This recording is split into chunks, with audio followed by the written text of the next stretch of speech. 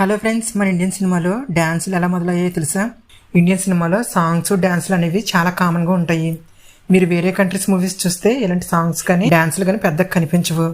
ఈ డ్యాన్సులు సాంగ్స్ అనేవి ఫస్ట్ ఇండియన్ సౌండ్ మూవీ అలమరా నుండి స్టార్ట్ అయ్యింది. ఇందులో 7 సాంగ్స్ ఉన్నాయి.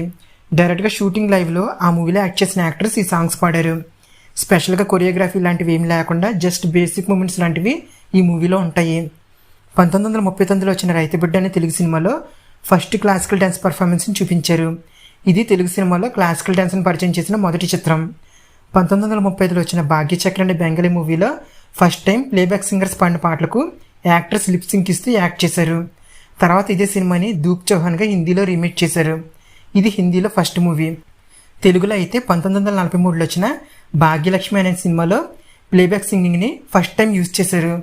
హీరో హీరోయిన్స్ ప్రాపర్ డ్యాన్స్ సీక్వెన్స్తో వచ్చిన మూవీ కల్పన. ఇది 1948లో వచ్చింది. రొమాంటిక్ సాంగ్స్, డ్యాన్సులు లాంటివి 1950, 1960ల తర్వాత కామన్గా మారాయి. అంతకుముందు డ్యాన్స్ మూమెంట్స్ పెద్దగా ఉండేవి కావు. యాక్టర్స్ మూవీస్లో ఉన్న సాంగ్స్కి కూర్చుని పాడడం లేదా నడుస్తూ పాడడం లాంటివి చేసేవాళ్ళు. 1982లో వచ్చిన డిస్కో డాన్సర్ మూవీలో డిస్కో అండ్ పాప్ డాన్స్ని మిథున్ చక్రవర్తి స్టార్ట్ చేశారు. ఈ మూవీ అప్పటి సోవియట్ యూనియన్గా ఉన్న రష్యాలో అండ్ మిగిలిన సోవియట్ కంట్రీస్లో కూడా చాలా పాపులర్. అక్కడ చాలా పెద్ద హిట్ కూడా. తెలుగు సినిమాలో free style dance, break dance లాంటివి తొలిసారిగా పెద్ద స్థాయిలో పరిచయం చేసి వాటిని పాపులర్ చేసిన వ్యక్తి చిరంజీవి గారు. ఫ్రీ స్టైల్ అంటే అన్ని రకాల డ్యాన్స్లు మిక్స్ అయి ఉంటాయి.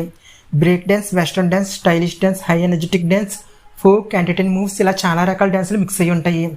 ఈ ఫ్రీ స్టైల్ డ్యాన్స్లో ఇలాగే చేయాలని స్ట్రిక్ట్ రూల్స్ ఏమి ఉండవు.